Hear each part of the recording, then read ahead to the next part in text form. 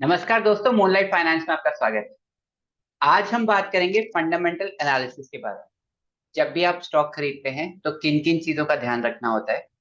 ये एक बहुत बड़ा टॉपिक है, इसको एक वीडियो में कवर नहीं कर सकते हैं।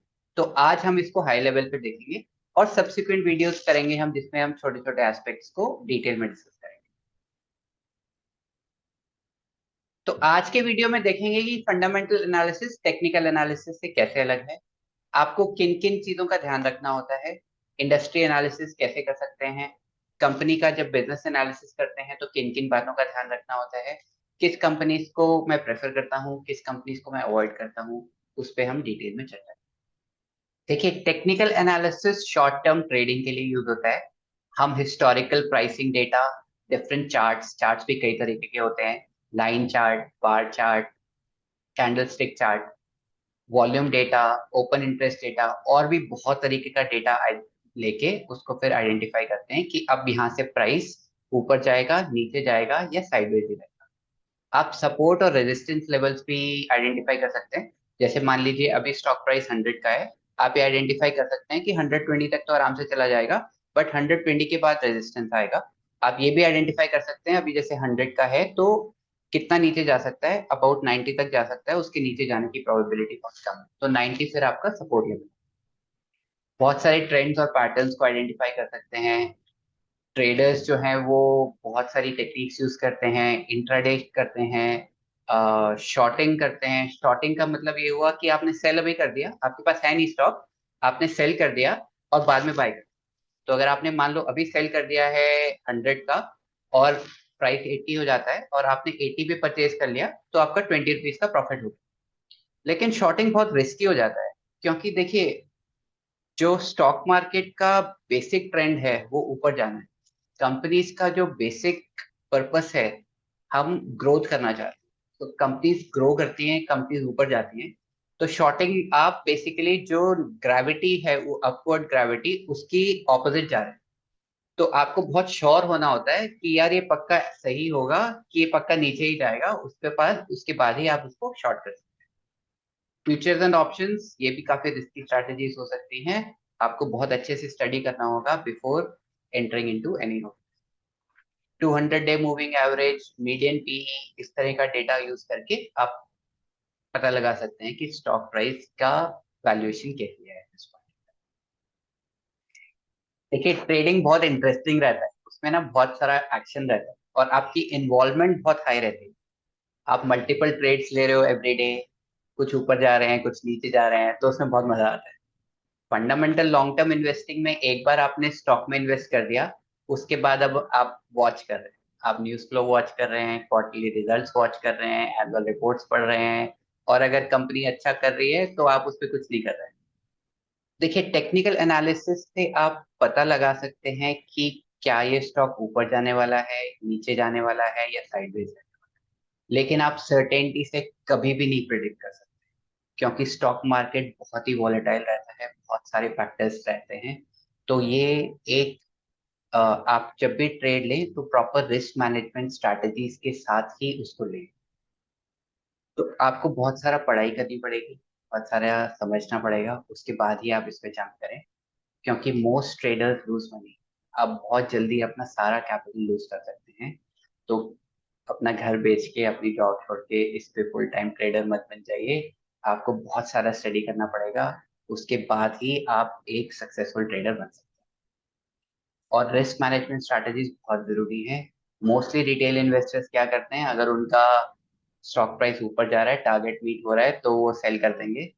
लेकिन अगर आपने स्टॉप लॉस लगाया है, स्टॉप लॉस एक रिस्क मैनेजमेंट स्ट्रैटेजी है, जिसमें अगर आपका स्टॉक मान लो आपने 100 का लिया, आपने कहा मेरा मैक्सिमम स्टॉप लॉस 90 का है, बट 90 से जैसे ही नीचे जा रहा है तो मैं उसको सेल कर, तो आपने ऑटोमेटिकली सिस्टम को बता दिया कि 90 से नीचे इसको सेल कर। लेकिन मोस्टली रिटेल इन्वेस्टर्स क्या करते हैं, अगर उनको ऊपर चला जाता है तो प्रॉफिट बुक कर देते हैं, नीचे चला जाता है तो वो छोड़ देते हैं उसको कि यार मैं लॉस में नहीं बेचूंगा, और जब मेरा ये वापस ऊपर आ जाएगा तब तक के लिए मैं चुपचाप रहूँ। तो वो प्रॉपर ट्रेडिंग नहीं हुआ और वो प्रॉपर इन्वेस्टिंग भी नहीं हुआ, और आप उस स्टॉक में फंस गए। तो आपको बहुत ध्यान से करना होगा। आइडियली जो तरीका है वो ये है कि आप स्टॉक सिलेक्शन कीजिए फंडामेंटल एनालिसिस।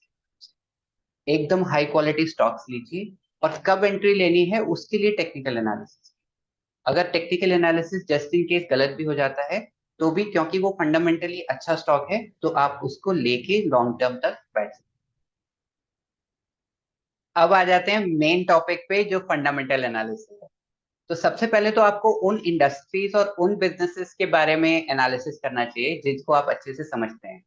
जैसे मान लीजिए अगर आप फार्मा इंडस्ट्री में हैं, आप फार्मा कंपनीज को बहुत अच्छे से समझते हैं, तो आप फार्मा कंपनीज को एनालाइज करने करके उसमें इन्वेस्ट कर सकते हैं। और अगर मान लो आप जैसे कोई प्रोडक्ट्स यूज करते हैं, फॉर एग्जांपल पॉलीकैब एक कंपनी है जो वायर्स एंड केबल्स बनाती है, तो वो हम जनरली यूज करते हैं, तो वो बहुत इजी बिजनेस है समझने के लिए। बैंकिंग, आप जैसे सेविंग्स अकाउंट खुलवाते हैं, बैंकिंग ट्रांजैक्शंस करते हैं, तो ये एक और इंडस्ट्री है जो आप इजीली समझ सकते हैं। तो आपको ये देखना है कि जिस इंडस्ट्री में आप एंटर करने वाले हैं वो कितनी तेजी से बढ़ेगी, तो उसके हेडविंड्स क्या हैं, उसके टेलविंड्स क्या हैं। जैसे अगर मैं आईटी का एग्जांपल लूं, तो कोविड के टाइम पे काफी सारी टेलविंड्स थी। अच्छा, हेडविंड्स और टेलविंड्स क्या होती है ये एक बार समझ लेते हैं।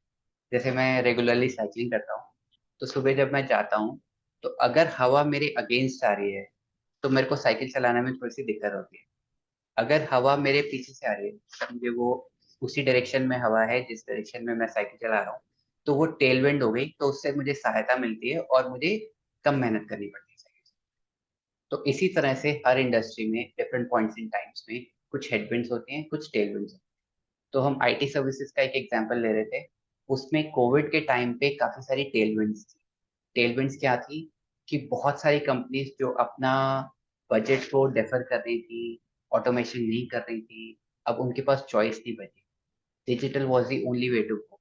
तो बहुत सारी कंपनीज ने बहुत सारा इन्वेस्टमेंट करना था, और उस वक्त उनके पास पैसों की भी कमी नहीं थी, क्योंकि इंटरेस्ट रेट्स बहुत लो थे, सरकारें फ्री मनी दे रही थी, और जीरो इंटरेस्ट पे मनी मिल रही थी। तो बहुत सारी कंपनीज ने वो पैसे को ले लिया और उस पे इन्वेस्टमेंट स्टार्ट कर दी।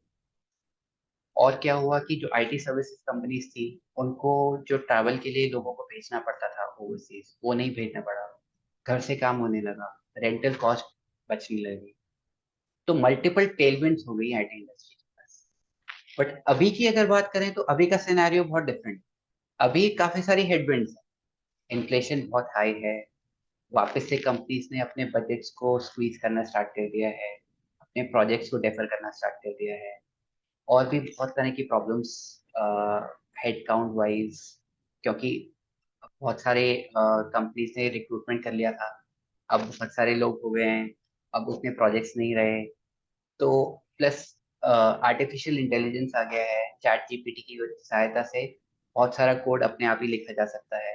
तो इस तरह की हेडविंड्स चल रही है। जो लार्ज सर्विस कंपनीज हैं जैसे टीसीएस और इन्फोसिस, उन्होंने अपने आने वाले समय की गाइडेंस को भी कम कर दिया है। तो ये वाली इंडस्ट्री एनालिसिस आपको करना है जिस भी इंडस्ट्री का स्टॉक आप खरीदें। तो एक इंडस्ट्री में बहुत तरह की कंपनीज होती हैं। जैसे हम एक बैंक्स का अगर एग्जांपल लें, तो उसमें लार्ज पब्लिक सेक्टर बैंक्स हैं, लार्ज प्राइवेट सेक्टर बैंक्स हैं, mid size private sector banks हैं, स्मॉल फाइनेंस बैंक्स हैं। तो आपको उन सब में क्या डिफरेंसेस हैं और किस तरह की उसमें डायनामिक्स रहती हैं, वो आपको थोड़ी सी समझनी पड़ेगी। आपको एनुअल रिपोर्ट्स पढ़नी होंगी, इंटरनेट से आप पता लगा सकते हैं कि इस इंडस्ट्री में आने वाले टाइम में क्या ट्रेंड्स। देखिए, फंडामेंटल एनालिसिस का मेन पर्पस ये है कि आपको ये बताना है कि आने वाले समय में इस कंपनी का धंधा कैसे रहने वाला है, ये कितना रेवेन्यू जनरेट करने वाली है, कितना नेट प्रॉफिट जनरेट करने वाली है, कितने फास्ट ग्रो करने वाली है, इसका फ्री कैश फ्लो कैसे रहने वाला है। तो विद इन इंडस्ट्री बहुत सारी कंपनीज होती हैं, जिस स्टॉक में आप इन्वेस्ट करने वाले हैं आपको उसके कंपेटिटर्स देखने होंगे, और कंपेटिटर्स किस भाव पे अवेलेबल हैं वो भी देखना होगा। मैनेजमेंट सबसे इम्पोर्टेंट है। देखिए, उतार चढ़ाव रहेंगे, टेक्नोलॉजी चेंज होती रहेगी, और भी बहुत तरह के चेंजेस आएंगे कंपनी में। तो अगर मैनेजमेंट उसको डील करने में सक्षम है, अपने आप को बदलने में सक्षम है, तो वो आगे बढ़ जाएंगे। कैपिटल एलोकेशन ये भी बहुत इंपॉर्टेंट एस्पेक्ट है जो आपको चेक करना चाहिए, कि जो कंपनी पैसा बना रही है उसको सही से उपयोग कर रही है कि नहीं। मतलब वो अपने रिश्तेदारों में बांट रही है, या वो कंपनी को फर्दर ग्रो करने के लिए प्रॉपर कैपेक्स में लगा रही है, प्रॉपर ग्रोथ में लगा रही है, टेक्नोलॉजी में इन्वेस्ट कर रही है, तो वो आपको एक बार चेक करना चाहिए कि जो कंपनी मुनाफा कमा रही है, जो फ्री कैश फ्लो है, उसका कैपिटल एलोकेशन सही है कि नहीं। फ्री कैश फ्लो जरूर देखिएगा, नेट प्रॉफिट से भी ज्यादा जरूरी है फ्री कैश फ्लो कंपनी ने कितना जनरेट किया है। फॉरेंसिक एनालिसिस बेसिकली आप ये चेक कर रहे हैं कि यार यहाँ कोई घपला तो नहीं है, इसके लीगल केसेस कैसे हैं, ऐसा तो नहीं है कि प्रमोटर खुद ही सेल करते जा रहे हैं। तो कई बार ऐसा होता है कि कुछ कंपनीज के प्रमोटर्स अपना स्टॉक लगातार सेल करते रहते हैं, जैसे जैसे स्टॉक बढ़ता रहता है वो सेल कर रहे हैं। तो उस समय में आपको एक अलार्म लगना चाहिए कि यार ये, इसको तो सबसे ज्यादा पता है अपनी कंपनी का, और इसी को लग रहा है कि यार मेरा पैसा इस कंपनी में नहीं होना चाहिए, मेरे घर पे आ जाना चाहिए। तो ऐसे समय में अगर प्रोमोटर सेल कर रहा है तो आप उससे नहीं खरीदें। तो आपको चेक करना है सारी चीजें कि ये क्यों हो रहा है। डेट, ये बहुत जरूरी है। देखिए अगर कंपनी के पास बहुत सारा डेट है और या डेट टू इक्विटी रेशियो इसका 2 या 2 से ज्यादा है, तो ये एक अलार्म बेल है कि यार जितना प्रॉफिट जनरेट करेगी कंपनी, उससे ज्यादा तो इसको इंटरेस्ट देना पड़ेगा। तो ये कैसे काम करेगी, और डेट की वजह से ही बहुत सारी कंपनीज हैं जो डूब जाती हैं। बैंक्रप्सी का एक मेन कारण, आपके पैसे पूरे डूब जाने का एक सबसे बड़ा कारण ये हो सकता है कि उस कंपनी के पास बहुत डेट है, या वो लगातार डेट ले रही है। देखिए कुछ कैपिटल इंटेंसिव बिजनेस होंगे, जैसे टाटा पावर है, एयरटेल है, उनके पास कोई चॉइस ही नहीं है, उनको डेट लेना ही होगा, उनको कैपिटल एलोकेशन करना ही होगा, और जितना वो जनरेट कर रहे हैं उससे ज्यादा की रिक्वायरमेंट उनको रहेगी। बट वो क्या डेट को मैनेज करके चल रहे हैं, कहीं ऐसा तो नहीं हो रहा कि वो एक्सपोनेंशियली डेट इंक्रीज हो रहा है। तो वो सारी चीजें आपको चेक करना होगा। पास्ट परफॉर्मेंस देखनी होगी, आप देखिए कि लगातार कंपनी के रेवेन्यूज बढ़ रहे हैं कि नहीं, लगातार कंपनी का नेट प्रॉफिट बढ़ रहा है कि नहीं, कैश फ्लोज कैसी हैं, इस कंपनी का क्लियर मोड है कि नहीं, क्या ये डिफरेंट है बाकी कंपनीज से, और जो ये कंपनी कर रही है, क्या कोई दूसरी कंपनी आके, जिसके पास बहुत सारा पैसा है, क्या कोई दूसरी कंपनी आके सेम काम कर सकती है क्या। तो एंट्री बैरियर्स कितने हैं इस कंपनी में, वो भी आपको एनालाइज करना होगा। कुछ बेसिक की रेशियोज होते हैं जिनको आपको समझना ही चाहिए, जैसे आरओसी, आरओई। अभी हम इनके डिटेल्स में नहीं जाएंगे क्योंकि इस पे भी एक वीडियो बन सकता है। कुछ सेक्टर स्पेसिफिक रेशियोज होते हैं, जैसे बैंकिंग के केस में नेट इंटरेस्ट मार्जिन और Kasa ratio. Net interest margin क्या होता है कि कितने रेट पे कंपनी ने डिपॉजिट्स लिए और कितने रेट पे कंपनी ने लेंड किया, तो उसके बीच का जो डिफरेंस है वो नेट इंटरेस्ट मार्जिन है। कासा रेशियो क्या है कि किस कितने परसेंट डिपॉजिट जो आ रहे हैं बैंक में वो कासा डिपॉजिट्स हैं। कासा डिपॉजिट्स क्या होते हैं, करंट अकाउंट और सेविंग अकाउंट डिपॉजिट, ये लो कॉस्ट डिपॉजिट होते हैं। तो इस तरह के रेशियोज आपको स्टडी करने होंगे। क्लाइंट्स कौन है, कहाँ लोकेटेड हैं। कई बार ये होता है कि कंपनी का यूएस में जो क्लाइंट्स हैं वहां पे मार्जिन ज्यादा है, इंडिया में जो क्लाइंट्स हैं वहां पे मार्जिन कम है। तो कंपनी का क्या फोकस है कि वो यूएस में ग्रो करना चाह रही है या इंडिया में ग्रो करना चाह रही है, तो वो आपको पता होना चाहिए। किस तरह के प्रोडक्ट्स हैं, बायर्स कौन है, कैपेक्स कहाँ पे हो रहा है, कितना हो रहा है, कितना ग्रोथ होगा, मार्जिन्स कैसे हैं कंपनी के, और क्या ये आने वाले समय में सस्टेनेबल हैं, बढ़ेंगे या कम हो सकते हैं। मैनेजमेंट की क्या गाइडेंस है कि मैनेजमेंट क्या कह रही है कि हम कितना परसेंट ग्रो कर सकते हैं। तो ये बहुत इजी पैरामीटर है, अगर कंपनी कह रही है कि हम 20% ग्रो करेंगे, तो आप लगा लीजिए कि लगभग लगभग वैसा ही होगा। लेकिन आपको एक चीज चेक करनी होगी कि मैनेजमेंट ने प्रीवियस गाइडेंस कब दी थी, और क्या वो प्रीवियस गाइडेंस के हिसाब से चले कि नहीं। Is management walking the talk. ऐसा तो नहीं है कि कंपनी ये कह रही है कि हाँ हम 20% ग्रो करेंगे, बट हर बार यही कहते हैं और ग्रो करते हैं सिर्फ 10%। तो अगर ऐसा हो रहा है तो ये एक अलार्म बेल हो सकती है। कंपनी की वैल्यूएशन कैसी है, इसके लिए भी आपको थोड़ा सा स्टडी करना पड़ेगा कि किस भाव पे एंटर कर रहा हूँ, वो बहुत इंपॉर्टेंट है। इसके लिए टेक्निकल एनालिसिस कर सकते हैं, P ratio, price to book ratio, इस तरह की रेशियोज को स्टडी कर सकते हैं। तो इसके लिए आपको एनुअल रिपोर्ट्स पढ़नी होंगी, बहुत सारे टूल्स यूज करने होंगे। स्क्रीनर एक बहुत इजी टूल है, screener.in। वो, उसमें आपको मोटा मोटा सारे पैरामीटर्स, सारे नंबर्स आपको दिख जाएंगे, और वो एक इनिशियल स्टडी हो सकती है आपके लिए, जिसके बेसिस पे आप फर्दर स्टडी कर सकते हैं। बट बेसिक फिल्टर करने के लिए screener.in बहुत अच्छा टूल। फिर तिजोरी फाइनेंस, आप सीएनबीसी देख सकते हैं, ट्रेडिंग व्यू, इकोनॉमिक टाइम्स, एचटीमेंट, ब्लूमबर्ग, मनी कंट्रोल और भी बहुत सारे क्रेडिबल सोर्सेज ऑफ इंफॉर्मेशन है जहां से आप इंफॉर्मेशन लेके अपना इन्फॉर्म डिसीजन ले सकते हैं। एक बार स्क्रीनर में देख लेते हैं। कैप्लिन पॉइंट का स्टॉक मैंने खोला है इसमें। इसका मार्केट कैप 8,323 करोड़ का है। स्टॉक पी 21.1 का है जो रीजनेबल लग रहा है। आरओसीई 26.7% है विच इज वेरी गुड। 20% से ज्यादा is a good number. ROE is 22.3% which is also very good. Debt to equity इसका 0 है। प्लेज परसेंटेज 0 है। तो ये बहुत अच्छे नंबर्स लग रहे हैं। अगर हम नीचे जाएं तो आप प्राइस चार्ट्स देख सकते हैं। आप देख सकते हैं कि रीसेंट पास्ट में ये काफी शार्पली इंक्रीज हुआ है। प्राइस टू अर्निंग रेशियो देख सकते हैं 10 ईयर के पेस पे मैक्सिमम पीरियड में। तो ये पीरियड चेंज करके आप डिफरेंट तरीके के ग्राफ्स को देख सकते हैं। यहाँ पे और भी ग्राफ्स अवेलेबल हैं। कुछ प्रोज एंड कॉन्स बता देगा ये आपको। पीयर कंपैरिजन आप देख सकते हैं कंपटीशन के साथ ये कैसे परफॉर्म कर रहा है। इसका पी 21.14 का है और कंपेटिटर्स का आप देख सकते हैं टोरेंट फार्मा का 47.63 है। क्वार्टरली रिजल्ट्स में आपको मेनली ये देखना है कि क्या इसके सेल्स के नंबर लगातार बढ़ रहे हैं कि नहीं। तो अगर हम देखें जून 2020 में 240 करोड़ का नंबर था जो बढ़ते बढ़ते मार्च 2023 में 389 करोड़ का हो गया है which is very good. Operating profit लगातार बढ़ रहे हैं, क्वार्टर ऑन क्वार्टर भी बढ़ रहे हैं, ईयर ऑन ईयर भी बढ़ रहे हैं। प्रॉफिट बिफोर टैक्स 69 करोड़ का था जून 2020 में जो बढ़ के 124 करोड़ का हो गया है मार्च 2023 में।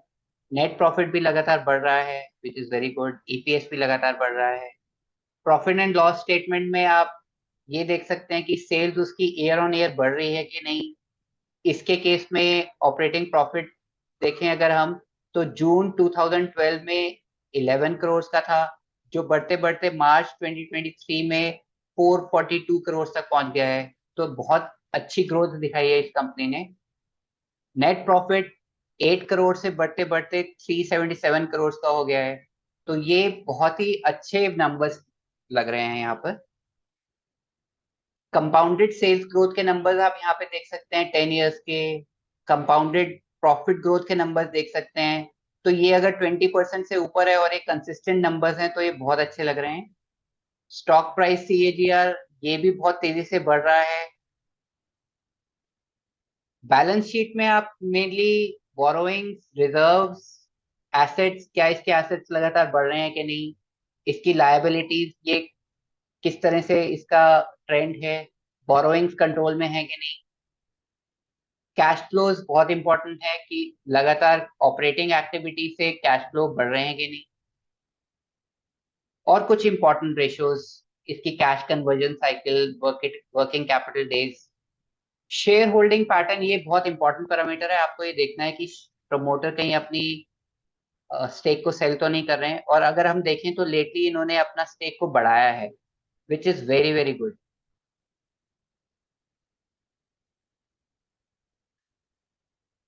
इसके अलावा आपको सारी फाइनेंशियल रिपोर्ट्स यहाँ पे मिल जाएंगी। रिसेंट कॉन्फ्रेंस कॉल्स के आपको प्रेजेंटेशंस और इनके नोट्स मिल जाएंगे। नोट्स बहुत ही इंटरेस्टिंग होते हैं, बहुत समराइज करके आपको कॉन्फ्रेंस कॉल में क्या बात हुई उसके पता चल सकता है। स्टॉक में एंट्री लेने से पहले एक बार चेक कर लीजिए इसका न्यूज फ्लो कैसा है। फाइनेंशियल रिजल्ट्स लास्ट क्वार्टर के कैसे रहे हैं। मैक्रो इकोनॉमिक फैक्टर्स से भी स्टॉक प्राइस इन्फ्लुएंस होता है जैसे रशिया यूक्रेन वॉर हुई या कमोडिटी प्राइसेस। अगर आपका कमोडिटी बेस्ड स्टॉक है जैसे कोल इंडिया तो वो कोल के प्राइसेस पे काफी डिपेंडेंट रहता है। Global policy, inflation, interest rate, election, financial budget, bond prices, बहुत सारा हो गया राइट। तो मोटा मोटा आप ये देखिए कि आप क्योंकि इतने सारे फैक्टर्स को स्टडी नहीं कर सकते हैं आप मेन फोकस अपना बिजनेस पे रखिए। आप मैनेजमेंट क्वालिटी देखिए, देखिए कोई घपला तो नहीं हो रहा है। पास्ट रिजल्ट बहुत अच्छे रहे हैं। इंडस्ट्री फेवरेबल है और आने वाले समय में ये स्टॉक ग्रो करने वाला है। ये कंपनी ग्रो करने वाली है। तो जैसे जैसे कंपनी ग्रो करेगी उसी हिसाब से आपका stock price over a period of time grow करेगा। कुछ इंटरेस्टिंग बुक्स हैं जो आप पढ़ सकते हैं। One up on wall street Peter lynch की बहुत ही अच्छी किताब है। Intelligent investor bye Benjamin Graham. Investopedia एक बहुत अच्छा सोर्स है जहां आप बेसिक लर्निंग के लिए उसको यूज कर सकते हैं। और इंडियन कॉन्टेक्स्ट में अगर आप पढ़ना चाहते हैं तो सौरभ मुखर्जी की कॉफी कैन। इससे पहले हम आगे बढ़े, अगर अभी तक वीडियो को लाइक नहीं किया है तो लाइक कर दीजिए और चैनल को सब्सक्राइब कर दीजिए। अच्छा, अब किस तरह के स्टॉक्स मुझे पसंद नहीं है, क्या मैं एलिमिनेट कर देता हूँ, उसके बारे में डिस्कस करते हैं। अगर बहुत हाई डेट है, डेट टू इक्विटी रेशियो 2.0 से ज्यादा है, डेट मैनेजेबल नहीं है, तो ये मेरे लिए एक बहुत बड़ा वार्निंग साइन है। मोस्टली कंपनीज के बैंकरप्ट होने का मेन कारण हाई डेट रहता है, तो इस तरह की कंपनीज को मैं अवॉइड करता हूँ। जहाँ पे प्रमोटर्स अपना स्टेक सेल कर रहे हैं उनको मैं अवॉइड करता हूँ। अगर प्रमोटर को ही भरोसा नहीं है कि मेरा कैपिटल मेरे पास आ जाना चाहिए, कंपनी में पता नहीं क्या होगा, तो वो ऑब्वियसली मेरे लिए भी अच्छा नहीं है। शेयर्स प्लेज तो नहीं है प्रमोटर के, तो ये एक बहुत बड़ा फैक्टर है। जैसे अगर कंपनी को लोन चाहिए तो बैंक कहता है कि आप कुछ कोलैटरल रखिए, आप बताइए कुछ क्या गिरवी रख सकते हैं, तो कुछ केसेस में प्रमोटर्स अपने शेयर्स गिरवी रखते हैं। तो उस केस में अगर कंपनी डेट पे नहीं कर पा रही तो बैंक उन शेयर्स को सेल करता है। तो अगर ऐसा कुछ होता है तो स्टॉक प्राइस इमीडिएटली नीचे आ जाता है। तो जहाँ पे प्रमोटर्स ने अपने शेयर्स को प्लेज किया हुआ है, उस तरह के शेयर्स मुझे पसंद नहीं। जहाँ पे मैनेजमेंट क्लीन नहीं है, जहाँ पे मैनेजमेंट के डिसीजंस टू एंड फ्रो होते रहते हैं, जहाँ पे मैनेजमेंट गाइडेंस कुछ देती है और परफॉर्मेंस कुछ और रहती है, तो उस तरह की कंपनी मुझे पसंद नहीं है। सिक्लिकल स्टॉक्स मुझे पसंद नहीं है, जैसे अगर कोई स्टॉक है जो मॉनसून पर डिपेंडेंट रहता है, तो उस तरह के स्टॉक्स मुझे खास पसंद नहीं है। पीएसयू स्टॉक्स मुझे पसंद नहीं है। उसका एक कारण ये है कि पीएसयूज का एक मेन मकसद ये है कि वो जनता की सेवा करें। ऑफ कोर्स उनको प्रॉफिटेबिलिटी बढ़ानी होती है, बट एक मेजर उनका जो एग्जिस्टेंस का कारण है वो ये है कि वो जनता की सेवा। तो इसलिए मैं as a share holder PSU stocks को खास पसंद नहीं करता हूँ। न्यू एज स्टॉक्स जिसमें कोई प्रॉफिट नहीं है, अगर वो कहते हैं कि मेरी सेल्स बहुत अच्छी है और आने वाले समय में मैं डबल कर दूंगा या ट्रिपल कर दूंगा तो बहुत अच्छा होने वाला है, बट जब तक आपके प्रॉफिट्स नहीं है, बहुत क्लियर विजिबिलिटी नहीं है, आपकी कोई गाइडेंस नहीं है रेवेन्यू को लेकर, तो उस तरह के स्टॉक्स को मैं प्रेफर नहीं करता हूँ। पेनी स्टॉक्स को मैं प्रेफर नहीं करता हूँ, चाहे कितने भी इंटरेस्टिंग हो, चाहे कितनी भी स्पीड से ग्रो कर रहे हो, बट अगर मुझे वो बिजनेस समझ में नहीं आता है तो मैं नहीं लूंगा। वो स्टॉक्स जिसमें गवर्नमेंट का इंटरफेरेंस हो सकता है, जैसे आईआरसीटीसी, उस तरह के स्टॉक्स में नहीं लेता हूँ। इवन दो बहुत क्लियर मोट है उसका, क्योंकि रेलवे की बुकिंग करनी है अगर आपको तो आईआरसीटीसी के थ्रू ही जाना होता है, लेकिन उसमें गवर्नमेंट का स्टेक है और गवर्नमेंट की इंटरफेरेंस रह सकती है, इसलिए मुझे वो खास पसंद नहीं। और जिन स्टॉक्स में लॉन्ग वर्किंग कैपिटल साइकिल होता है, जैसे अगर आप डिफेंस को बेच रहे हैं या अगर आप गवर्नमेंट को बेच रहे हैं, तो आपके पास पैसा आने में बहुत टाइम लगता है, तो उस तरह के स्टॉक्स भी मुझे खास पसंद है। तो किस तरह के स्टॉक्स को मैं प्रेफर करता हूँ? जीरो डेट कंपनीज या बिल्कुल लो डेट, डेट मैनेजेबल होना चाहिए, कंसिस्टेंट कंपाउंडर होना चाहिए, पिछले 10 साल 20 साल से नेट प्रॉफिट लगातार बढ़ रहे होने चाहिए, रेवेन्यू लगातार बढ़ रहे होने चाहिए, फ्री कैश फ्लो लगातार बढ़ रहे होने चाहिए, आने वाले टाइम में क्लियर विजिबिलिटी होनी चाहिए, मैनेजमेंट की क्लियर गाइडेंस होनी चाहिए, कैपिटल एलोकेशन अच्छा होना चाहिए, फ्री कैश फ्लोज बहुत अच्छे होने चाहिए, किसी तरह का घपला नहीं चाहिए।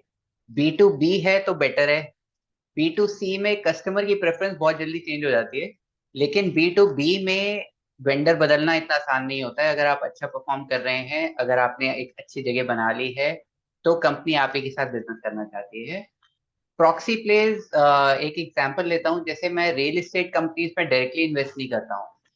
उसका रीजन ये है कि वो एक तो कैपिटल इंटेंसिव बिजनेस है, उसमें काफी डेट रहता है, और भी बहुत सारे रेगुलेटरी और एनवायरमेंटल फैक्टर्स होते हैं जिसकी वजह से उसका प्राइस और उसकी डायनामिक्स काफी चेंज होती रहती है। लेकिन अगर मैं वायर्स एंड केबल्स बिजनेस जैसे पॉलीकैब में इन्वेस्ट करता हूँ, जो कि एक प्रॉक्सी प्ले है रियल एस्टेट में, कि अगर रियल एस्टेट ग्रो करेगा तो ऑब्वियसली वायर्स एंड केबल्स तो यूज होगी, इंफ्रा ग्रो करेगा तो वायर्स एंड केबल्स यूज होगी, तो पॉलीकैब जैसी कंपनी में इन्वेस्ट करना या एक हाउसिंग लोन का कंपनी में इन्वेस्ट करना थोड़ा सा बेटर लगता है। अगर आप नए स्टॉक मार्केट इन्वेस्टर हैं तो आपके लिए ये वीडियो थोड़ा सा ओवरवेलमिंग हो सकता है, क्योंकि हमने बहुत सारे टॉपिक्स पे टच अपॉन करा है। अगर आप चाहते हैं कि हम डिटेल में किसी स्पेसिफिक टॉपिक पे वीडियो बनाएं, तो प्लीज आप कमेंट सेक्शन में बता सकते हैं। हर बिजनेस यूनिक होता है और हम हर बिजनेस को डिफरेंटली भी एनालाइज करते हैं। तो बिजनेस स्पेसिफिक वीडियोस भी हम रेगुलर बेसिस पे पोस्ट करते हैं। तो stay subscribe. Happy investing. See you in the next video. अगर आपको ये वीडियो पसंद आया तो आप इसको लाइक कीजिए और इसी तरह के यूज़फुल वीडियोस के लिए चैनल को सब्सक्राइब कीजिए।